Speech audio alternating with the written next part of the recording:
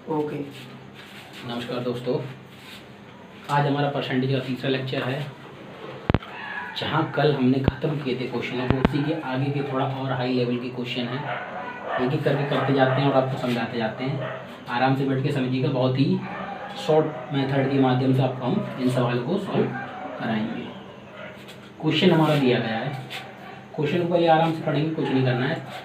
किसी भिन्न के अंश में 10% की वृद्धि करने पर, मतलब किसी भिन्न के अंश में 10% की वृद्धि करने पर तथा हर में 12% की कमी करने पर भिन्न 15/16 प्राप्त होती है, तो मूल भिन्न ज्ञात कीजिए। या मूल भिन्न क्या होगी?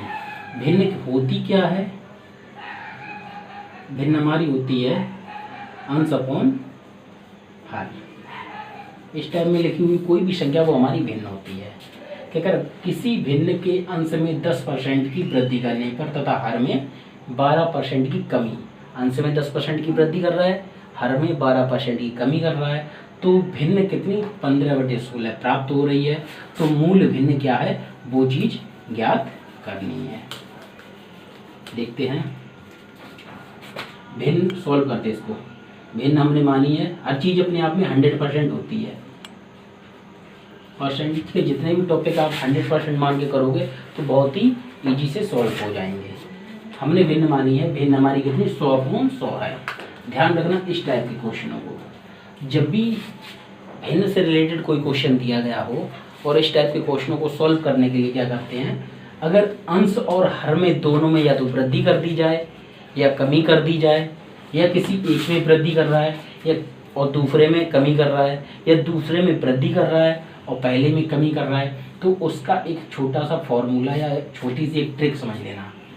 इसमें कुछ नहीं करना होता है, एक ही लाइन में केवल 2 सेकंड में आपका आंसर आ जाएगा।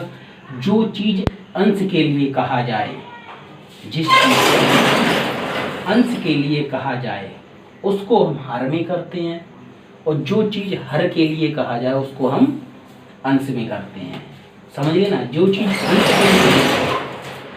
अंश के लिए कहा जाए उसको हम हर में करते हैं, और जो चीज हर के लिए कहा जाए उसको हम अंश में करते हैं। तो हमारी वैल्यू कितनी है? 100/100। इसका अंश ये है, हर ये है। किसी भिन्न के अंश में 10% की वृद्धि, तो अंश में 10% की वृद्धि ना करके कहाँ करेंगे? हर में। मैंने बताया, जो चीज अंश के लिए कहा जाए उसको हर में करते हैं, और जो चीज हर के लिए कहा जाए उसको हम अंश में करते हैं। मतलब 10% की वृद्धि अंश में कहा गया तो मैंने हर में की है, तथा हर में 12% की कमी, हर में 12% की कमी कह रहा है, तो फिर अंश में कितना करेंगे? 12% की कमी, 88 हो जाएगा। और परिणामी भिन्न जो, मतलब जो भिन्न मुझे कितनी प्राप्त हो रही है? 15/16 प्राप्त हो रही है। बस इसी को सॉल्व कर देंगे। 11 एकम 11, 11 8 88, 8 एकम 8, 8 दूनी 16, ठीक। 5 से काटेंगे, 5 दूनी 10, 5 तियो 15, ऊपर बचा हमारा 3 और नीचे बचा 2 × 2 इक्वल टू, हमारा आंसर आ गया 3/4। ये हमारी मूल भिन्न थी, ठीक है। इस टाइप से एक बार फिर अगर समझाने के लिए बताएं, यही चीज़ ध्यान रखना, जब भी अगर किसी अंश और हर में वृद्धि या कमी की बात की जाए क्वेश्चन में, तो हमेशा ध्यान रखना, अगर अंश में वृद्धि की बात कर रहा है तो हम हर में वृद्धि करेंगे, और अगर हर में वृद्धि की बात कर रहा है तो हम अंश में वृद्धि की करेंगे। इसमें क्या करें? 10% वृद्धि करने पर, अंश में 10% की वृद्धि कर रहा है तो हम हर में 10% की वृद्धि कर देंगे, और हर में क्या कर रहा है? 12% की कमी कर रहा है, तो ऊपर वाले में हम 12% यानी अंश में हम 12% की कमी कर देंगे, और जो परिणामी भिन्न होगी उसका मल्टी कर देंगे, और सीधा उसको सॉल्व करके हमारा आंसर आ जाएगा। अगला क्वेश्चन देखते हैं इसी टाइप से। एक भिन्न के अंश में 200% की वृद्धि तथा हर में 400% की वृद्धि करने पर परिणामी भिन्न 1/1/20 प्राप्त होती है, तो मूल भिन्न क्या होगी? क्वेश्चन को समझेंगे। किसी भिन्न के अंश में कितने? 200% की वृद्धि हो रही है, और हर में कितने परसेंट की? 400% की वृद्धि हो रही है, तो उसकी परिणामी भिन्न कितनी? मतलब 21/20 वो 21 अपॉन भाई सॉल्व करके सीधा 20 और 21 प्राप्त होती है। तो मूल भिन्न ज्ञात कीजिए। वही तरीका है अपना, सीधा क्या करना है, मैंने वैल्यू कितनी मानी 100/100। देखो क्या करें, अंश में 200% की वृद्धि, अंश में 200% की वृद्धि करें तो हर में हम 200% की वृद्धि करेंगे।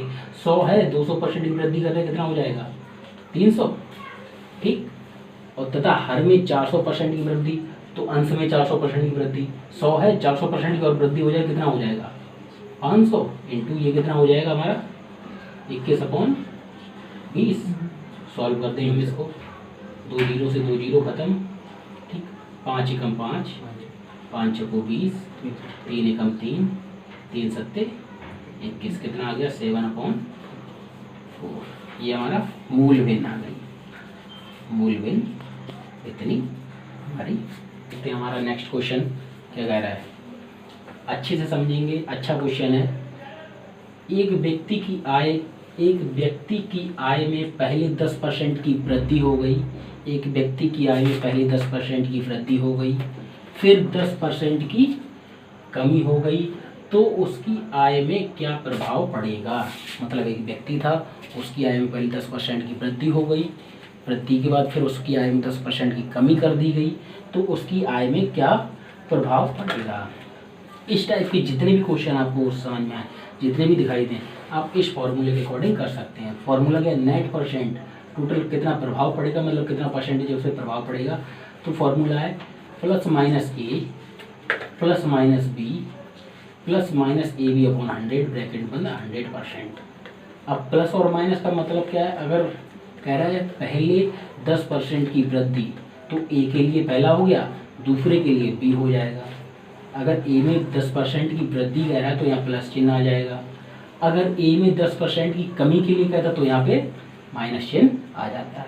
देखते हैं इस सवाल को हम सॉल्व करते हैं। देखिएगा, एक व्यक्ति की आय में पहले 10% की वृद्धि हो रही, तो क्या है 10% की वृद्धि हो रही, तो वृद्धि के लिए प्लस का साइन आएगा मेरे पास, वृद्धि। फिर 10% की कमी हो गई, फिर क्या 10% की कमी होगी, तो कमी हो रही बी के लिए क्या आ जाएगा -10, यही आ जाएगा। फिर है +-AB, इस चीज़ को समझो, ए भी कर रहे हैं, पहले ए के लिए हमने प्लस माना, भाई ए के लिए मैंने 10 को पहले प्लस माने, ठीक, और बी के लिए मैंने क्या 10 को माइनस मानेंगे, क्योंकि कमी हो रही है, ठीक। और जब भी प्लस का मल्टी माइनस के साथ आता है तो आंसर हमारा क्या आता है, मतलब आगे माइनस ही लगता है आके, ठीक। तो इसी प्रकार से यहाँ पे हम सीधा लगा रहे हैं माइनस।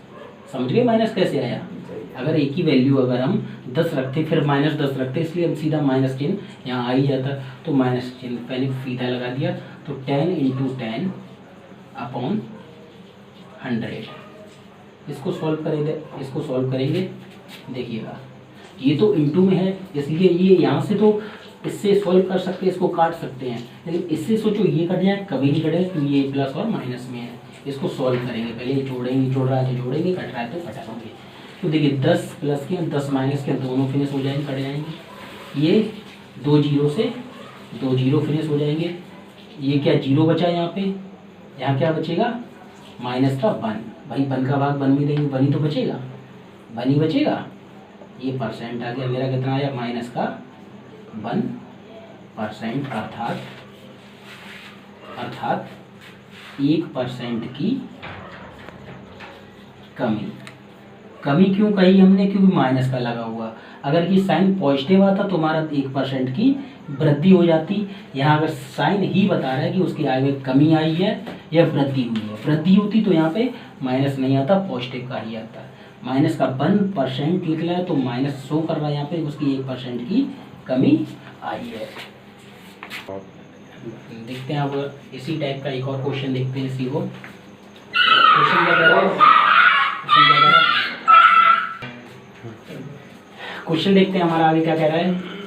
एक व्यक्ति के वेतन में पहले 20% की वृद्धि हुई, मतलब एक व्यक्ति है उसके वेतन में पहले 20% की वृद्धि हो गई, फिर बढ़े हुए वेतन में, मतलब 20% की वृद्धि जो हो गई, उसके जो वेतन मतलब वेतन उसका बढ़ा है, उसी वेतन में 20% की वृद्धि फिर कर दी गई है उसमें, मतलब 20% की वृद्धि कर दी गई, तो इसके वेतन में कितने % की वृद्धि हो गई। मतलब पहले उसके वेतन में 20% की वृद्धि हुई, 20% की वृद्धि होने के बाद फिर उसकी वो वेतन में 20% की वृद्धि होगी तो उसके टोटल वेतन में कितने परसेंट की वृद्धि होगी, ये चीज़ पूछ रहा है क्वेश्चन।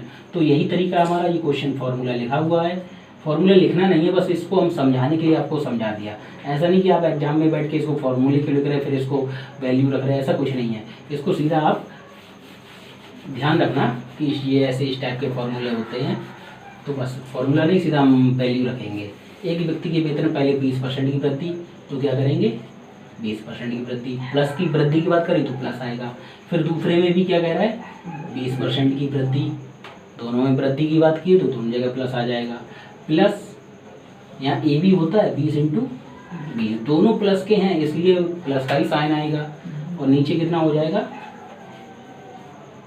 ये परसेंटेज, 2 जीरो से 2 जीरो फिनिश, 20 और 20 कितने हो गए हमारे 40 और प्लस 2 और 2 4, कितना हो गया 40%, ओ सॉरी कितना हो गया 44% की वृद्धि।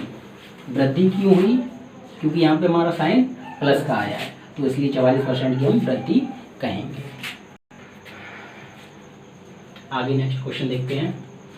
क्वेश्चन कह रहा है हमारा, सनी को एक परीक्षा में 36% अंक चाहिए थे। मतलब एक परीक्षा हो रही है, उसे पास करने के लिए सनी को कितने परसेंट नंबर चाहिए थे, 36% उसको नंबर चाहिए थे। उसने 24% अंक प्राप्त कर लिए, 24% उसने अंक प्राप्त कर लिए तथा 9 अंकों से फेल हो गया। 24% अंक भी प्राप्त कर लिए लेकिन उसके 9 अंक से फेल हो गया, यानी कि 9 अंकों से और मिल जाते तो उसके नंबर कितने हो जाते, 36% से वो पास हो जाता। तो परीक्षा का पूर्णांक कितना था, ये पूछा गया। तो परीक्षा का पूर्णांक कितना था, क्वेश्चन देखिए कैसे करते हैं। कहा गया 36% टोटल अंक थे, उसे कितना प्राप्त हुए 24% उसे अंक प्राप्त हो गए। देखिएगा टोटल 36% अंक चाहिए थे, 24% उसे प्राप्त हो गए। कितने का अंतर आ रहा है मेरा 12%, ठीक।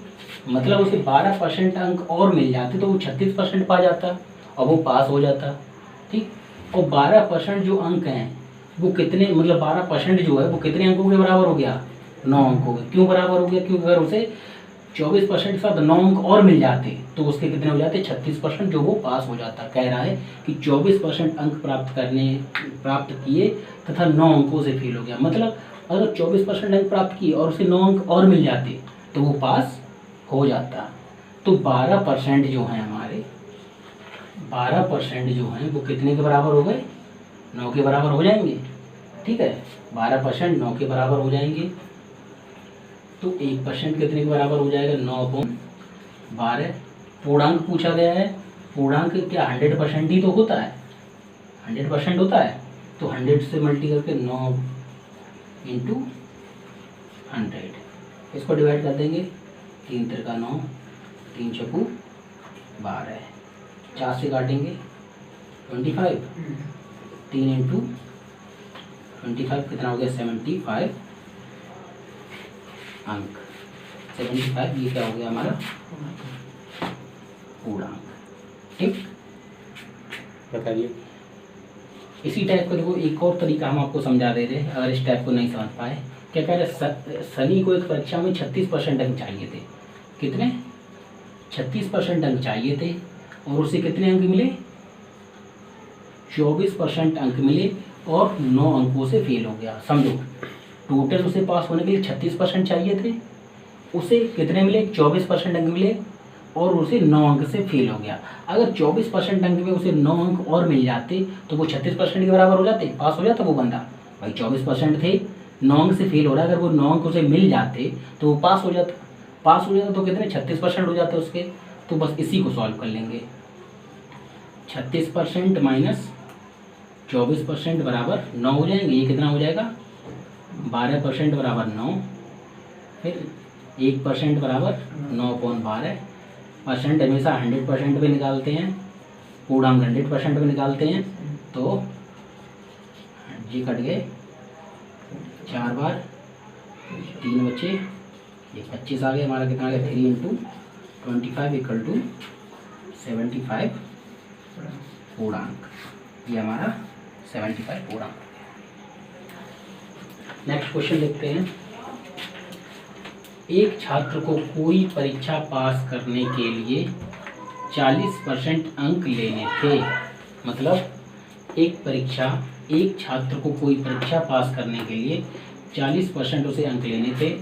उसने कितने 178 अंक प्राप्त किए तथा 22 अंकों से फेल हो गया, तो उसका पूर्णांक पूछा गया है। क्वेश्चन को समझो।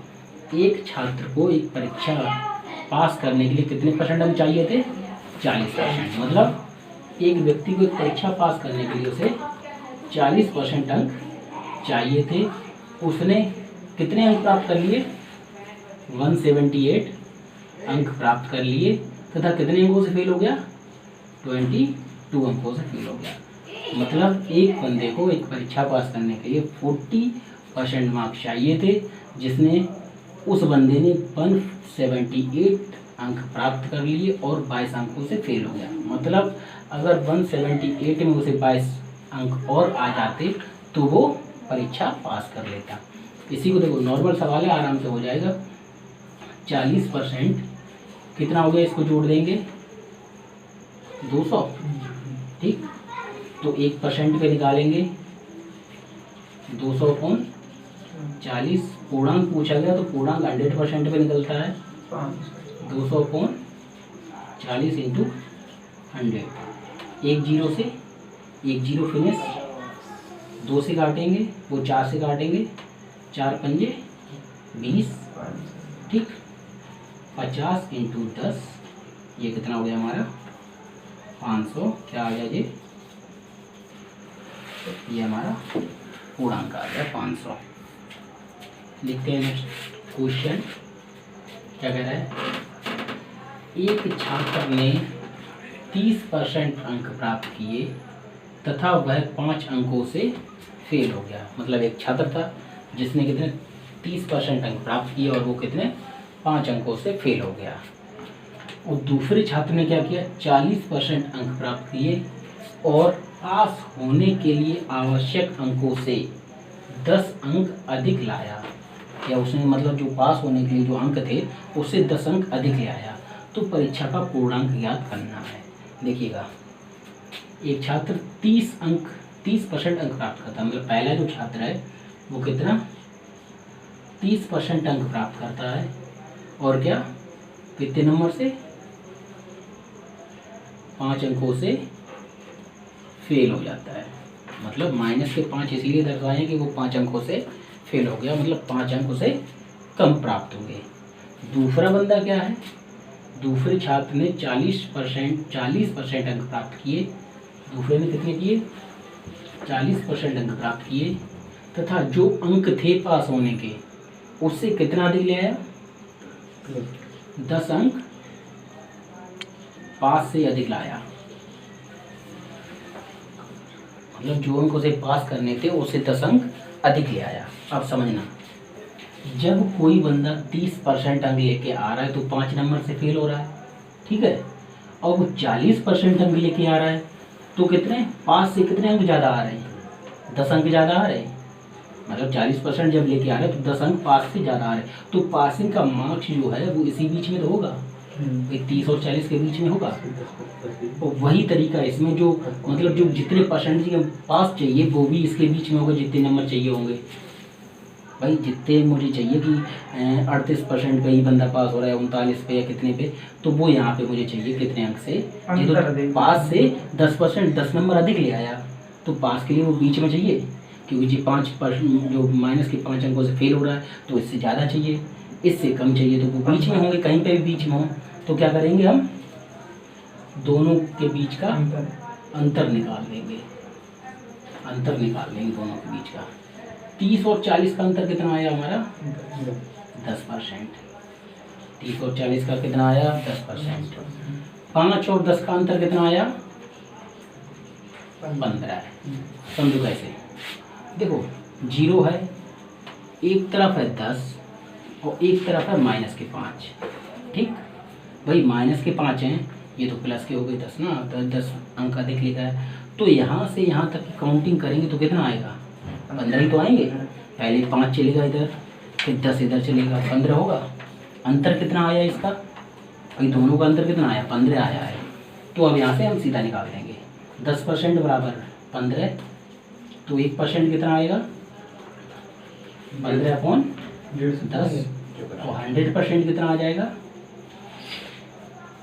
15/10 इंटू 100, 0 से 0 खत्म, कितना आ गया 150। ये क्या हो गया हमारा पूर्णांक, ठीक है, 150 हो गया पूर्णांक। आगे के वीडियो को आगे के वीडियो हमारा आ गया 150। देख लेते हैं एक बार, फिर समझा दें आपको। भाई एक बंदे ने 30% तक प्राप्त किए तो 5 अंकों से फेल हो रहा था, 40% जिसे प्राप्त की दूसरे बंदे ने वो 10 अंकों से पास हो गया। इसका अंतर निकाला 10%, इन दोनों का अंतर निकाला 15 आ गया। 1% बराबर कितना हो गया 15/10। तो 100% पूर्णांक पूछा गया, जैसे 100% पूर्णांक होता है तो 15/10 इंटू 100। एक एक नियम वाला ये फॉर्मूला है, इसको सॉल्व किया तो हमारा 150 आ गया। आगे के लेक्चर के लिए परसेंटेज का हमारा चौथा लेक्चर होगा, जो इससे और हाई क्वेश्चन होंगे और अच्छे क्वेश्चन होंगे वो हम आपको कल प्रोवाइड करेंगे।